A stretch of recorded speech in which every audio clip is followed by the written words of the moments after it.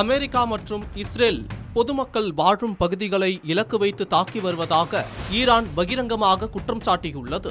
Iran மற்றும் America Israel இடையேயான போர் நாளுக்கு நாள் தீவிரமடைந்து வருகிறது. இருதரப்பிலும் பலமான தாக்குதல்கள் நடத்தப்பட்டு வருவதால் மத்திய கிழக்கு பகுதியில் பதற்றமான சூழல் உருவாகியுள்ளது.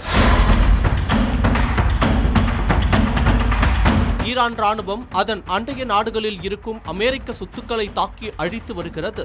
UAE, Qatar, Kuwait, Iraq, Bahrain, Oman போன்ற நாடுகளில் தாக்குதல்களை மேற்கொண்டு வருவதால் அந்த பிராந்தியம் முழுவதுமே பதற்றம் நிலவி வருகிறது.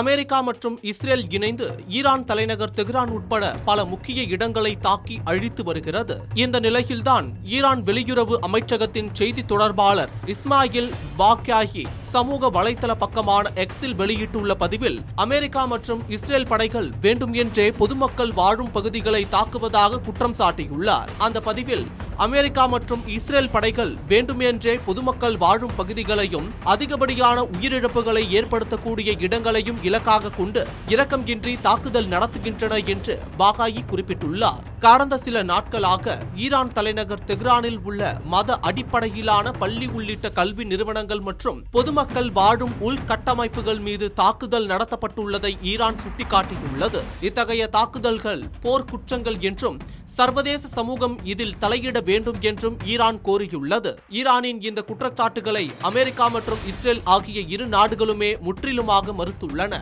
அமெரிக்க வெளியுறவுத்துறை அமைச்சர் மார்க்கோ ரூபியோ அமெரிக்கா ஒருபோதும் பொதுமக்கள் வாழும் பகுதிகளை இலக்கு வைக்காது என்றும் ஈரானின் ஏவுகணை தளங்கள் மற்றும் ராணுவ கட்டமைப்புகளை மட்டுமே துல்லியமாக தாக்கி வருவதாகவும் தெரிவித்துள்ளார். மாறாக ஈரான் தனது ராணுவ தளவாடங்களை பள்ளிகள் மற்றும் மக்கள் நடமாட்டம் உள்ள பகுதிகளில் மறைத்து வைத்து பொதுமக்களை மனித கேடயமாக பயன்படுத்துவதாக அமெரிக்கா மற்றும் இஸ்ரேல் குற்றம் சாட்டுகின்றன.